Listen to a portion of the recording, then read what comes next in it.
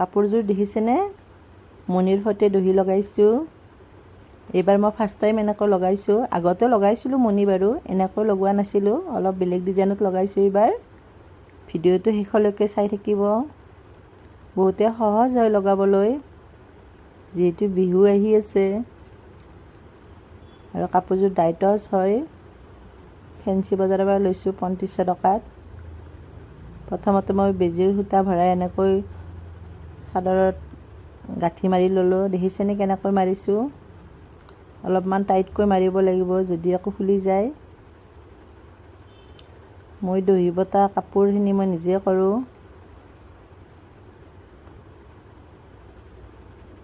এনেকৈ 4টা মণি লৈছোঁ।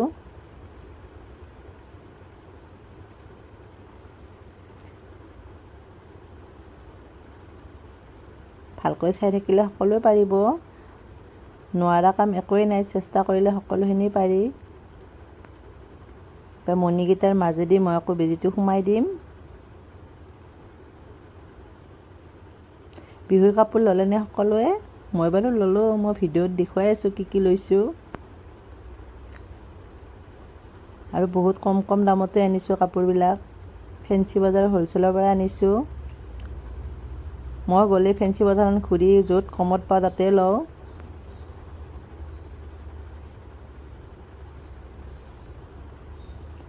মাজেদি মই এতিয়া সূতাডাল আকৌ সোমাই আনিম বেজিৰ সৈতে। দেখিছেনে? ভালকৈ চালে সকলোৱে পাৰিব, কিন্তু ধৈৰ্যও লাগিব এইবিলাক কামত। মোৰ কিন্তু এদিনত এযোৰ কাপোৰ হৈ যায়। বহুতে বহুত পাৰে, কিন্তু মোৰ কামো থাকে ন ঘৰত, সকলো কাম কৰি আজৰি হৈ এইবিলাক কাম কৰোঁ।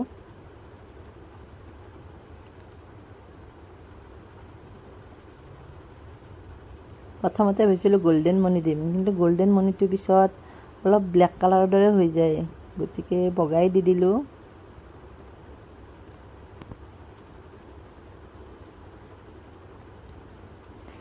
আকৌ বেজিটো মাজেদি সোমোৱাই আনিলোঁ এনেকৈ। বহুতে সহজ হয় কৰিব জানিলে।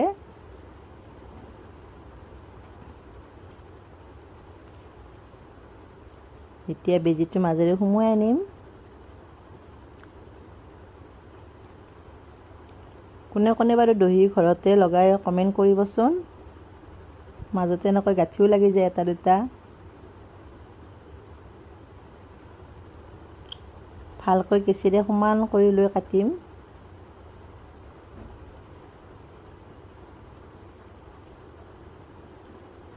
Finally complete.